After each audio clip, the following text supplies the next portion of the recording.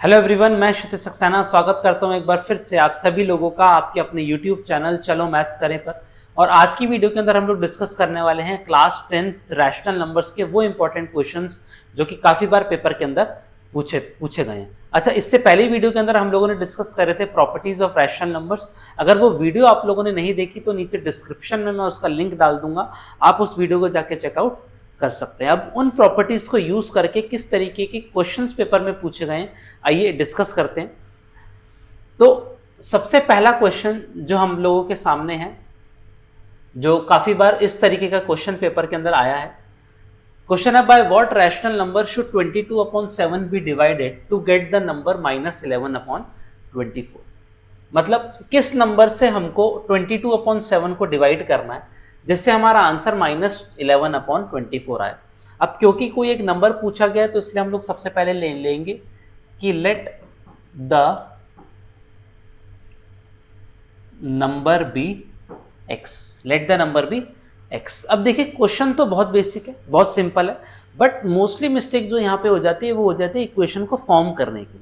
तो सबसे सही इक्वेशन हमको फॉर्म करनी है। सबसे पहले दे रखा है by what rational number should 22/7 be divided, मतलब 22/7 को हमको किस नंबर से डिवाइड करना है, और वो नंबर हम लोगों ने अज्यूम करा है x, जिससे हमारा आंसर आएगा -11/24, -11/24। तो ये इक्वेशन हम लोगों की फॉर्म हुई है। अब देखिए इक्वेशन तो फॉर्म हो गई, सॉल्व करना बहुत आसान है, बट सबसे जरूरी है इक्वेशन को सही फॉर्म करना। ठीक है, तो 22/7 divided by x is equal to -11/24। अब अगर इसको हम सॉल्व करें तो देखिए इसको मैं लिख सकता हूं 22/7।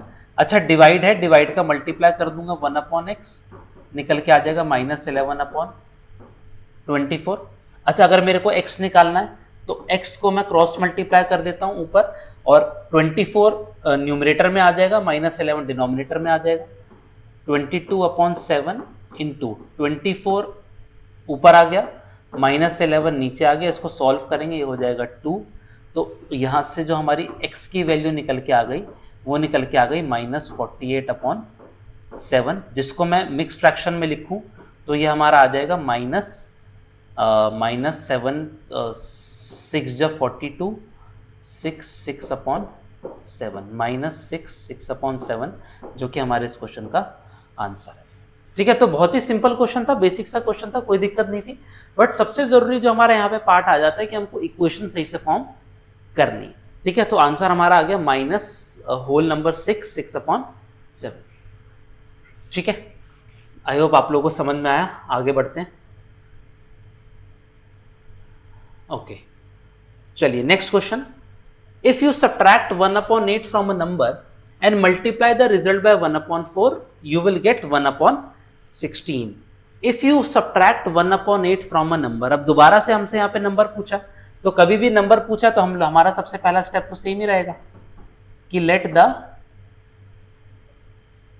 Number be x, let the number be x. अब लिखा है if you subtract 1/8 from a number, मतलब कोई एक नंबर है उसमें से हमने 1/8 को सब्ट्रैक्ट किया, तो x हमारा नंबर है, इसमें हम लोगों ने सब्ट्रैक्ट किया 1/8 को, and multiply the result by 1/4।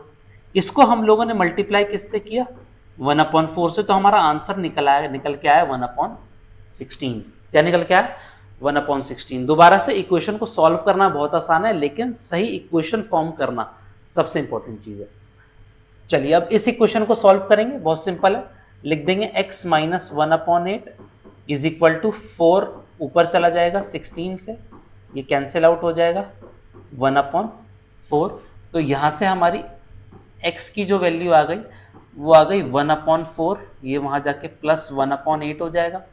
तो x की वैल्यू जो निकल के आ जाएगी, एलसीएम ले लेंगे, 2 + 1/8 निकल के आ गई 3/8, जो कि हमारे इस क्वेश्चन का आंसर है, जो कि हमारे इस क्वेश्चन का आंसर। अब देखिए जब आंसर हम लोगों ने फाइंड करा तो हम लोग इसको क्रॉस चेक भी कर सकते हैं, है ना। क्रॉस चेक भी कर सकते हैं। क्या करना है, सीधा इक्वेशन में जो क्वेश्चन में हमको कंडीशन दे रखी है, देखना है कि वो इसको सेटिस्फाई करे। तो दे रखा है if you subtract 1/8 from a number, number है हमारा 3/8। अच्छा, 3/8 में से 1/8 को सब्ट्रैक्ट कर दूंगा तो आ जाएगा 2/8, जिसको मैं लिख सकता हूँ 1/4। और फिर लिखा है मल्टीप्लाई द रिजल्ट बाय 1/4। अब बताइए 1/4 को 1/4 से मल्टीप्लाई कर दूंगा तो निकल के आएगा ना 1/16, और वही दे रखा है यू गेट 1/16। तो इसका मतलब ये जो आंसर हमारा है, ये आंसर बिल्कुल सही है। तो इस तरीके से एग्जाम्स के अंदर हम लोग क्वेश्चन को क्रॉस चेक भी कर सकते हैं। ठीक है, चलिए आगे बढ़ते हैं। ओके, अब क्वेश्चन आ गया हमारा, find 3/7 plus minus 6/11 plus minus 8/21 plus 5/22। ठीक है, सिंपल सा फ्रैक्शन का क्वेश्चन है। सबसे पहले लिखेंगे 3/7, अच्छा प्लस माइनस माइनस 6/11 लिख देता हूं, प्लस माइनस माइनस 8/21 लिख देता हूं, प्लस 5/22 लिख देता हूं। ठीक है, अब यहां पे देखने वाली बात यह है कि आप लोग देख सकते हैं इस वाली टर्म का डिनोमिनेटर 7 है, इस वाली टर्म का डिनोमिनेटर 21, और क्या 21 7 का मल्टीपल है? बिल्कुल है। तो हम लोग इसको साथ में लिख देंगे। मैंने लिख दिया 3/7 माइनस 8/21, फिर माइनस 6/11 प्लस 5/22। अब मेरे को ये भी दिख रहा है कि 11 जो है, 22 जो है वो 11 का मल्टीपल है। अब एलसीएम लेना थोड़ा सा हमारे लिए आसान हो गया। सबसे पहले इसको, इन दोनों टर्म्स को सॉल्व करेंगे, फिर इन दोनों टर्म्स को सॉल्व करेंगे। इसका हो जाएगा 21 एलसीएम, तो ये होगा 3 3 9 माइनस 8/21। ये होगा दिस विल बिकम -12 प्लस 5 ही रहेगा अपॉन 22 एलसीएम है। ठीक है, हाँ अपॉन 22 एलसीएम है। तो इसको सॉल्व करेंगे, ये हुआ 1/21, ये हुआ -7/22। अब 21 और 22 आ गया, इस 21 और 22 का एलसीएम ले लेंगे। तो एलसीएम लेते समय यहाँ लिख देता हूँ, ये हो जाएगा 22 minus 21 into 7 is 147 divided by, divide करेंगे 21 इंटू 22, इसको मैं लिख सकता हूँ 42 इंटू 11, और 42 इंटू 11 का आंसर हो जाएगा 462। इसको सॉल्व करेंगे तो ये आएगा -125 अपॉन 462, जो हमारे क्वेश्चन का आंसर हो गया। ठीक है, तो सिंपल देखिए किस तरीके से एलसीएम लेना। हम लोगों ने पहले रीअरेंजमेंट कर दिया, फिर हम लोगों ने ग्रुपिंग कर दी, है ना। सबसे पहले हम लोगों ने क्या किया, टर्म्स को रीअरेंज कर दिया, फिर ग्रुपिंग करके। और रीअरेंजमेंट आपको पता है ऑर्डर हमारा मैटर नहीं करता। ग्रुपिंग का मतलब है एसोसिएटिव प्रॉपर्टी। तो प्रॉपर्टी को यूज करके हम लोगों का आंसर आ गया -125 अपॉन 462। ठीक है, चलिए आगे बढ़ते हैं।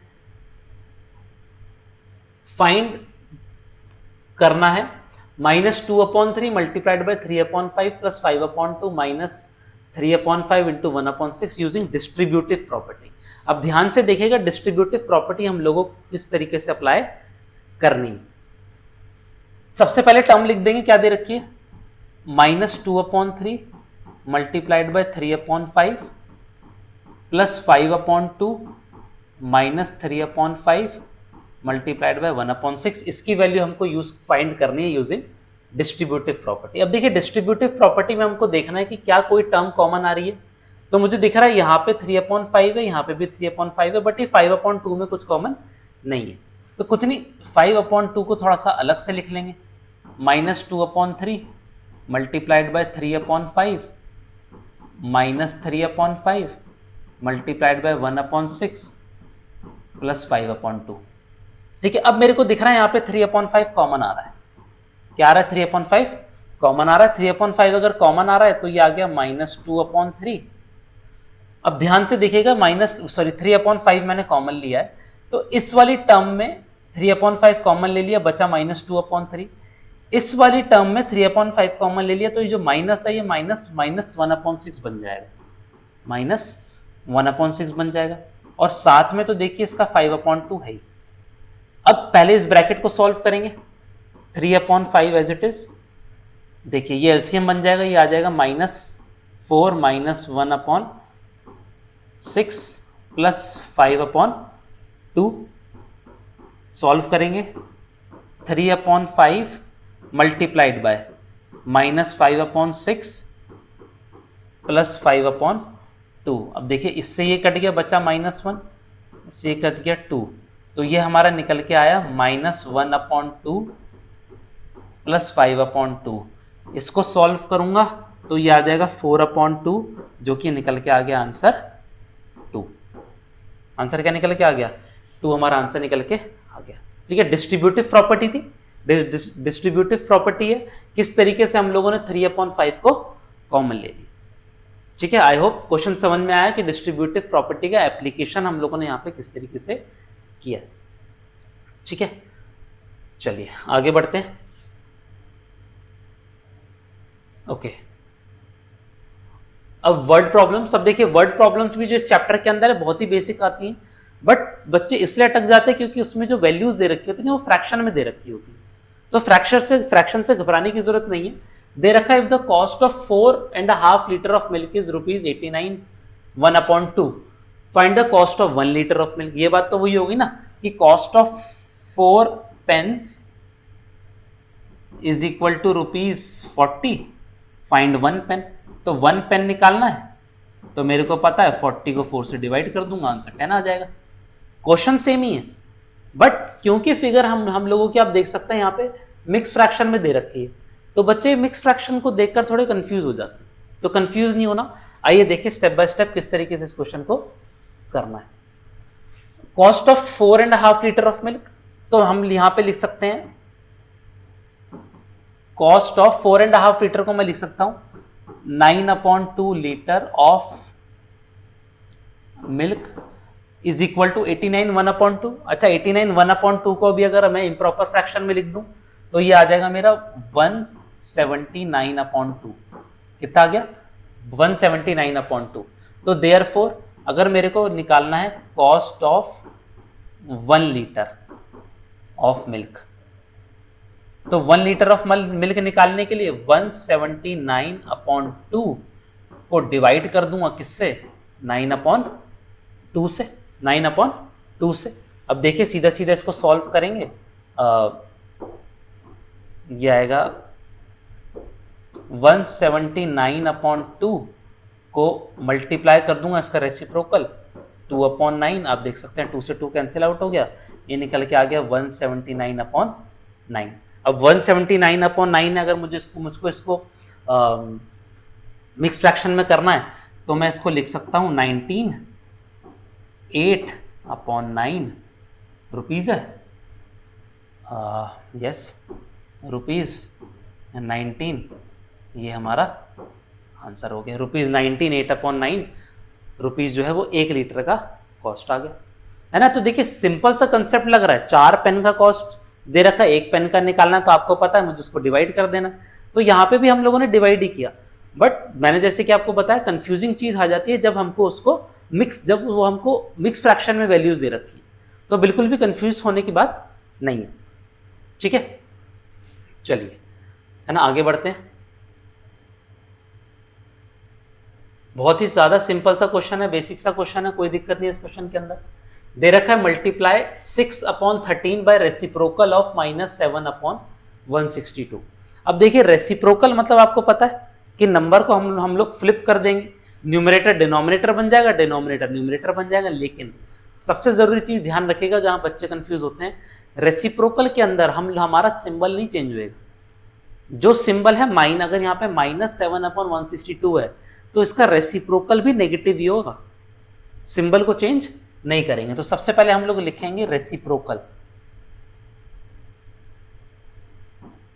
Of -7/162 will be -162/7। ये क्या आ गया? ये सिर्फ और सिर्फ इस नंबर का हमारा रेसिप्रोकल आ गया। क्या आ गया? रेसिप्रोकल। अब नाउ मल्टीप्लाई करना है हमको 6/13 मल्टीप्लाइड बाय -162/7, -162/7। अब इसको सॉल्व करेंगे अगर, तो यहाँ पे कुछ कैंसिल आउट नहीं हो रहा। चलिए इसको कर दिया हमने 91। ठीक है, 162 को 6 से मल्टीप्लाई करेंगे, 162 को 6 से मल्टीप्लाई करेंगे 2173 972 -972 972। अब इम्प्रॉपर है तो इसको हम लोग मिक्स में कन्वर्ट कर देंगे, माइनस दे रखा है, डिवाइड में 91 रहेगा और मेरे को पता है 91 इंटू 10 इज 910, बच गया 62। तो -10 62/91 क्या आ गया, हमारे इस क्वेश्चन का आंसर आ गया, हमारे इस क्वेश्चन का आंसर आ गया। ठीक है, सिंपल सा क्वेश्चन था। रेसिप्रोकल के अंदर ध्यान रखिएगा, अगर आपने पिछली वीडियो नहीं देखी है तो पिछली वीडियो के अंदर मैंने आपको बताया है कि मल्टीप्लिकेटिव इनवर्स में क्या होता है, एडिटिव इनवर्स में क्या होता है और एब्सोल्यूट वैल्यू में क्या होता है। तो ये तीनों के तीनों कंसेप्ट पता होना बहुत ज़्यादा इंपॉर्टेंट है। रेसिप्रोकल की अगर बात करूँ तो रेसिप्रोकल का मतलब है मल्टीप्लिकेटिव इनवर्स, सिर्फ नंबर को फ्लिप कर देना है हमको, न्यूमरेटर डिनोमिनेटर बन जाएगा, डिनोमिनेटर न्यूमरेटर बन जाएगा, बट साइन को चेंज नहीं करना। ठीक है, ये हमारा आंसर आ गया। चलिए आगे बढ़ते हैं। ओके, ये क्वेश्चन दे रखा है हमको, इफ a is equal to -2/3, b is equal to 2/-5, c is equal to -3/-4, verify a into a plus a into b plus c is equal to a into b plus a into c। अब देखते ही आपको ये बात समझ जानी है कि ये जो हमारी प्रॉपर्टी यहाँ पे लग रही है, ये हम लोगों की यहाँ पे डिस्ट्रीब्यूटिव प्रॉपर्टी लग रही है। क्या लग रही है, डिस्ट्रीब्यूटिव प्रॉपर्टी हम लोगों की यहाँ पे लग रही है। अब देखिए, डिस्ट्रीब्यूटिव प्रॉपर्टी को हमको यहाँ पे क्या करना है, सिर्फ वेरीफाई करना है। वेरीफाई मतलब दे रखा है a into B plus C is equal to a into B plus a into C, ये गिवन है। आप देखिए यहाँ पे इक्वल टू गिवन है ना, तो बस हमको वैल्यूज पुट करके LHS को RHS की इक्वल प्रूफ करना है। बस हमसे पूछा नहीं कि ये इक्वल है या नहीं है, इक्वल तो हमको गिवन ही है, बीच में देखिए इक्वल टू लगा हुआ है, बट हमको LHS और RHS को प्रूफ, कोई वैल्यूज निकाल के इसको उन दोनों को इक्वल प्रूफ करना है। तो सबसे पहले हम लोग ले लेंगे LHS। क्या ले लेंगे, LHS। अच्छा, LHS लेंगे, LHS के अंदर क्या दे रखा है, LHS दे रखा है a into B plus c. LHS दे रखा है हमको a into B plus c. अच्छा, a की वैल्यू क्या है, -2/3, ब्रैकेट में b की वैल्यू है -2/5 प्लस, अब देखिए माइनस माइनस से कट जाएगा तो सीधा 3/4 लिख देता हूँ। ये हम लोगों का LHS है। LHS सॉल्व करेंगे और रूल यही है कि पहले हमको ब्रैकेट सॉल्व करना है। ब्रैकेट में LCM ले लूंगा, ये हो जाएगा -8 प्लस 15/20, ये हो गया -2/3 इंटू 7/20, इससे ये कट गया, ये आ गया -7/30। क्या आ गया आंसर, -7/30 हमारे LHS की वैल्यू आ गई। अब यही सेम वैल्यू हमारी किसकी आनी चाहिए, RHS की आनी चाहिए। तो चलिए निकाल देते हैं। RHS क्या दे रखा है, RHS दे रखा है a into B plus a into C, है ना। अब a की वैल्यू क्या है, -2/3 मल्टीप्लाइड बाय -2/5 प्लस करेंगे a क्या है, -2/3 मल्टीप्लाइड बाय 3/4। सॉल्व करेंगे, ये बन जाएगा हमारा, देखिए कुछ कैंसिल आउट तो नहीं हो रहा है यहाँ पे, कुछ कैंसिल आउट नहीं हो रहा है, ये हो गया माइनस, अच्छा माइनस नहीं आएगा क्योंकि माइनस माइनस क्या हो गया, प्लस हो गया, 4/15। यहाँ पे देखिए, यहाँ पे कैंसिल आउट हो रहा है, इससे ये 2 हो गया, इससे ये कट गया, ये बच गया -1/2, -1/2। इसको सॉल्व करेंगे, 4 2 जा 8 -15/5, 15 2 जा 30, ये भी निकल के आ गया -7/30। क्या निकल के आ गया, -7/30। तो यहाँ पे लास्ट में क्या लिखना है, LHS is equal to RHS hence verified. क्या निकला है, LHS is equal to RHS hence verified. ठीक है, हैंस वेरीफाइड। तो सिंपल सा क्वेश्चन है, दे रखा है, इक्वल है, डिस्ट्रीब्यूटिव प्रॉपर्टी है, हमको सिर्फ वैल्यू पुट करके ये दिखाना था कि हाँ ये इक्वल है। ठीक है, आई होप समझ में आ रहे हैं क्वेश्चंस। चलिए आगे बढ़ते हैं। सारे क्वेश्चन ध्यान रखिएगा वो हैं जो प्रीवियस ईयर्स के अंदर रिपीट हुए हैं। ठीक है, रैशनल नंबर्स के अंदर रिपीट हुए हैं। चलिए क्वेश्चन दे रखा है हमको, क्या दे रखा है, divide the sum of 3/7 and 5 1/4 by -1/4। तो सबसे पहले हमको इसका और इसका सम निकालना है, उसको डिवाइड करना है हमको -1/4 से। तो चलिए सबसे पहले सम निकाल लेते हैं। सम ऑफ 3/7 एंड -5 1/4।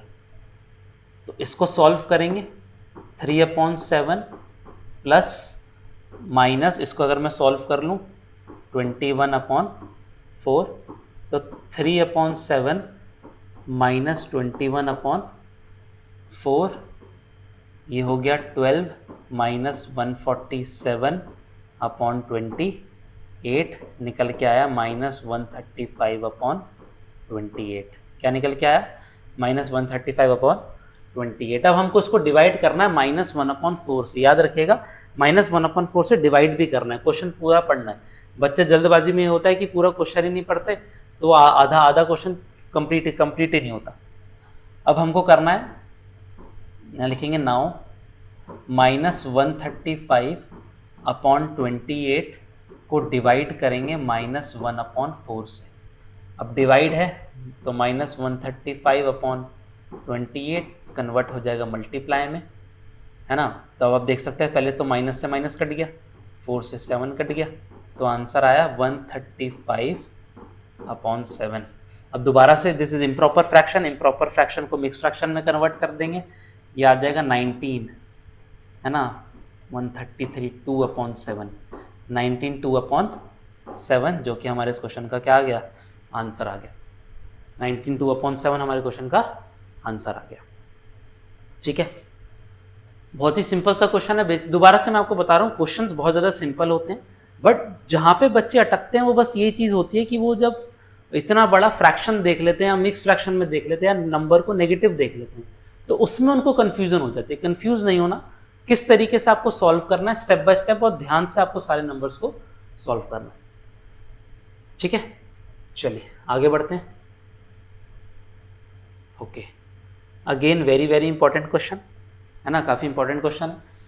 क्या दे रखा, 1/3 of a group of a people are men, if the number of women is 200 more than the men, find the total number of people. एक ग्रुप की बात कर रहे हैं और उस ग्रुप में 1/3 जो लोग हैं वो क्या है, मेन है। 1/3 क्या है, मेन है। तो ध्यान से देखिएगा, हमको फाइंड करना है टोटल नंबर ऑफ पीपल। तो टोटल नंबर ऑफ पीपल अगर मेरे को फाइंड करना है, तो टोटल नंबर ऑफ पीपल मैंने मान लिया कि let the total people be x, let the total people be x. तो जो टोटल पीपल हमारा है वो हम लोगों ने एक्स एज्यूम कर लिया। अब दे रखा है 1/3 of the group are men. अगर टोटल पीपल एक्स हैं तो मेन की वैल्यू क्या x/3 हो गई, बिल्कुल हो गई। मेन की क्या हो गई, x/3 हो गई। अच्छा, मेन की अगर x/3 है तो वुमेन की अगर मेरे को निकालनी है तो टोटल में से मेन को माइनस कर दूंगा, तो 2/3x क्या निकल गई हमारी, वुमेन निकल गई। क्या निकल गई, वुमेन निकल गई। अब दे रखा है if the number of women is 200 more than the main, मतलब जो विमेन है उनकी क्वांटिटी 200 ज्यादा है मेन से। क्या मतलब है कि 2/3x माइनस x/3 की वैल्यू हमको गिवन है 200। क्या गिवन है, 200। देखिए विमेन का काउंट मेन के काउंट से 200 ज्यादा है, 200 ज्यादा है। अब इसको अगर सॉल्व करें तो बहुत सिंपल सी इक्वेशन है, ये बन जाएगा x/3 इज इक्वल टू 200, जहां से हमारी x की वैल्यू निकल गई 600। कितनी निकल गई, 600। तो अगर हमसे पूछा count of the total number of man, therefore total man is equal to 600। कितना आ गया, 600 आंसर आ गया, है ना। बहुत ही सिंपल सा क्वेश्चन था, बेसिक सा क्वेश्चन था, कोई दिक्कत नहीं है। ठीक है, दोबारा से जैसे मैंने आपको स्टार्टिंग वाले क्वेश्चन में बोला था, पहले क्वेश्चन मैंने आपको बोला था, इक्वेशन को सही फॉर्म करना सबसे जरूरी है। आंसर तो निकल जाएगा, है ना। आपकी इक्वेशन जितनी भी हमने क्वेश्चन करा उसमें सीधा सीधा linear equation in one variable का क्वेश्चन बन गया, है ना। आपको सब में एक्स की वैल्यू फाइंड करनी है, बट पहले इक्वेशन फॉर्म करनी, इक्वेशन गलत हो गई तो ऑब्वियसली सी बात है आप कितना भी सही वैल्यू निकाल लें एक्स की, वो आंसर गलत ही होगा। ठीक है, चलिए आगे बढ़ते हैं। ओके, ये दे रखा है हमको, वेरीफाई करना है हमको x into y into z is equal to x into y into z. अच्छा, देखते ही दोबारा से देखते ही आपको यहां पे प्रॉपर्टी पता चल जानी चाहिए। देखते ही प्रॉपर्टी हमको जो पता चल रही है वो हमको पता चल रही है associative property. Associative property, associative property में क्या होता है, एसोसिएटिव प्रॉपर्टी में हम लोग नंबर के पेयर्स बना लेते हैं। क्या बना लेते हैं, नंबर के पेयर्स। देखिए ध्यान से, यहां पे पहले इन्होंने y प्लस जेड का पेयर, y इंटू जेड का पेयर बना लिया, पहले उसको सॉल्व कर दिया, फिर यहां पे इन्होंने x इंटू वाई का पेयर बना लिया। ठीक है, और बीच में सिंबल भी कौन सा है, मल्टीप्लिकेशन का है। और ये बात आप पिछली वीडियो अगर मेरी जाके देखेंगे तो वहां पे आप देखेंगे कि मल्टीप्लिकेशन के अंदर जो हमारी एसोसिएटिव प्रॉपर्टी होती है वो अप्लाई होती है ना। तो मल्टीप्लिकेशन के अंदर एसोसिएटिव प्रॉपर्टी अप्लाई होती है। हमको सिर्फ शो करना है LHS की वैल्यू, RHS की वैल्यू निकाल के कि दोनों वैल्यू सेम आ रही हैं। ठीक है, तो हम दोबारा से क्या लेंगे, we will take LHS। LHS की वैल्यू क्या है, x into y into z. तो x की वैल्यू क्या दे रखी है हमको, -3/4, मल्टीप्लाई करेंगे किससे, 2/3 मल्टीप्लाइड बाय 4/5 से, 4/5 से। इसको सॉल्व करेंगे, -3/4 मल्टीप्लाइड बाय 8/15, 8/15 कट रहा है कुछ तो काट देते हैं, 5, 2, तो ये निकल के आ गया -2/5। तो LHS की वैल्यू हमारी क्या निकल के आ गई, -2/5 निकल के आ गई। अब बात करते हैं RHS की। RHS के अंदर क्या दे रखा है, देखिए कुछ नहीं, सिंपल है, सीधा सीधा है। अब x इंटू वाई का पेयर बना दिया, फिर उसको मल्टीप्लाई कर देंगे किससे, z से मल्टीप्लाई कर देंगे, इंटू z कर देंगे। x की वैल्यू -3/4 मल्टीप्लाइड बाय y की वैल्यू 2/3, इसको मल्टीप्लाई कर देंगे, z की वैल्यू 4/5। सिंपली सॉल्व करते हैं, 3 से 3 कट गया, 2 -1/2 मल्टीप्लाइड बाय 4/5, इससे ये 2 कट गया तो निकल के आ गया -2/5। क्या LHS RHS इक्वल आ गया, LHS is equal to RHS, हमने क्या कर दिया, हैंस वेरीफाइड, हैंस वेरीफाइड। ठीक है, तो सिंपल सा क्वेश्चन था, बेसिक सा क्वेश्चन था, है ना। ऐसे क्वेश्चन जब पेपर में आते हैं ना तो बहुत सारे बच्चे ये सोचते हैं कि सर क्या करना है इसमें, तो आपको कुछ नहीं करना, आपको सिर्फ वेरीफाई करना है। वेरीफाई का मतलब ये है कि आपको एक कंडीशन दे रखी है, एक इक्वेशन दे रखी है, आपको बस ये बताना है कि हाँ ये इक्वेशन करेक्ट है। XYZ की वैल्यू लेफ्ट हैंड साइड में पुट कर देंगे, XYZ की वैल्यू राइट हैंड साइड में पुट कर देंगे, आंसर सेम ही आना है ना, आंसर सेम ही आना। और अगर आंसर बाई चांस सेम नहीं आता तो आपको समझ में आ जाएगा कहीं ना कहीं कैलकुलेशन मिस्टेक करी आपने। ठीक है, और कौन सी प्रॉपर्टी यूज हो रही है, एसोसिएटिव प्रॉपर्टी यूज हो रही है ना। तो अब अगर हमको एसोसिएटिव प्रॉपर्टीज, डिस्ट्रीब्यूटिव प्रॉपर्टी और कम्यूटेटिव प्रॉपर्टी, क्लोजर प्रॉपर्टी पता ही नहीं होगी तो सोचिए, नाम तो चलिए पूछा नहीं आपसे, बट तब भी पता होनी चाहिए, है ना, कौन सी प्रॉपर्टी यूज हो रही है यहाँ पे आपको पता होनी, क्योंकि काफी सारे क्वेश्चन में आ भी जाता है कि what is the property used, right the name of the property used. ठीक है, तो ये आपका क्वेश्चन था, आई होप आपको समझ में आया। तो ये आप लोगों के थे टॉप 10 क्वेश्चंस जो कि काफी बार प्रीवियस ईयर के अंदर पूछे गए। आई होप सारे क्वेश्चंस आपको समझ में आए। क्वेश्चन समझ में आए तो वीडियो को लाइक करिएगा, शेयर करिएगा, चैनल को सब्सक्राइब नहीं किया तो चैनल को सब्सक्राइब कर लीजिएगा। बाकी मिलते हैं अगली वीडियो के अंदर इसी टॉपिक के कुछ और अच्छे क्वेश्चंस और एडवांस लेवल के क्वेश्चंस के साथ जो प्रीवियस ईयर के अंदर पूछे गए हैं। तब तक के लिए all the best and take care.